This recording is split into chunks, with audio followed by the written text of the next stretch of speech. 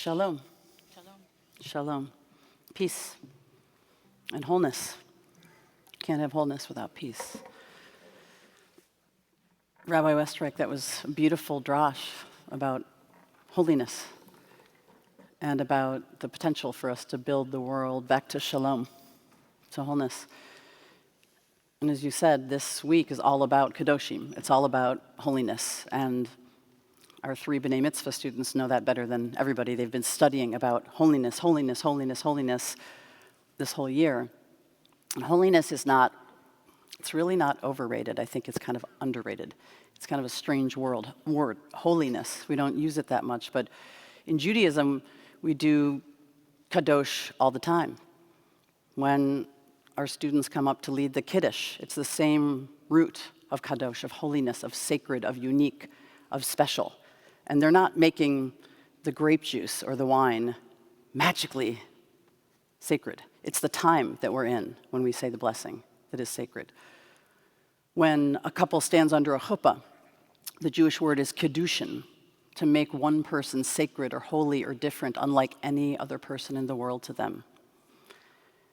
And when, at the end of our service, we are going to remember those who came before us, the people who were so sacred and special and breathed life into us and inspired us, gave us our life, we say Kaddish.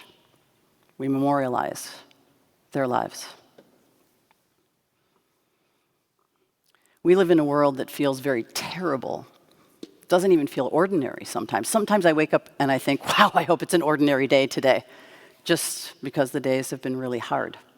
Sleeping is hard, waking up is difficult, especially if you're looking at that little thing, that oracle that everybody has next to their bed when they wake up. It's not great news. And Judaism teaches us to lean into, doesn't everybody here have an oracle by their bed? It's about this, it's this big. How often when you turn to it, is it good news? Not that often.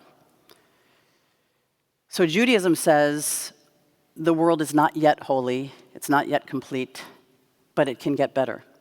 If we pray, if we inspire one another, and if we can imagine what it looks like, at least for 25 hours every week. And that's where we are right now. That's why we're here. Just these 25 hours once a week, we get to dream and wish and imagine and pray and hold somebody's hand who's crying, bake some challah and share it with somebody who's hungry. All those little tiny crumbs of holiness that come together and have the potential to change the world.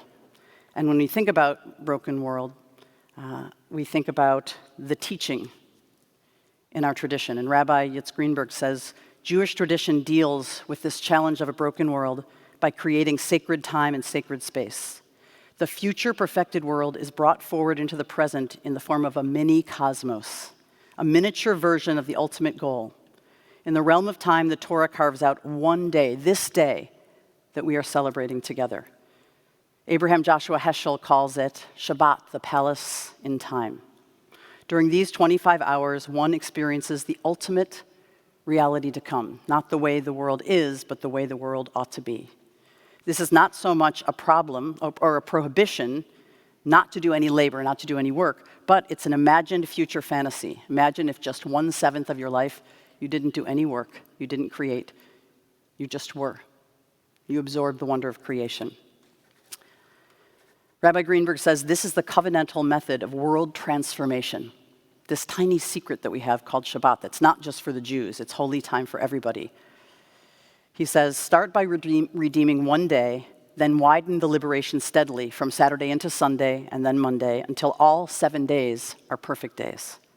Start with one ideal building, one little mikdash, one little holy place. Maybe it's just a tiny altar in your house, or it's a temple. And then extend it to your city, to your state, then to one country. He says, keep on extending the zone of life, freedom, perfection, get some allies and friends along the way, and someday the whole world will be redeemed and transformed, a Garden of Eden with liberty and justice, love and peace for all. Imagine if our world was a Garden of Eden with liberty and justice, love and peace for all. And our tradition teaches us that we can count on each other, but also that these 25 hours are sacred, as is every single day. And we are in a very sacred period of time between Pesach, Passover, and Shavuot, where we're counting the days. We're counting the days of the Omer. And it's the tradition from the second day of Passover until 49 days later that we count up from day 1 to day 49. And we think about the kind of people and we want to be in the kind of world we might inhabit one day. So, Cantor Addie, will you lead us in the Sfirat HaOmer, the counting blessing? Mm-hmm. And it's actually a very potent day. This is the day of 2 weeks and 4 days. So that's 14 plus 4, which is? I didn't do accounting in rabbinical school. I think it's 18, right? Which is Chai, which is L'chaim. So it's a very powerful spiritual day of L'chaim, of life.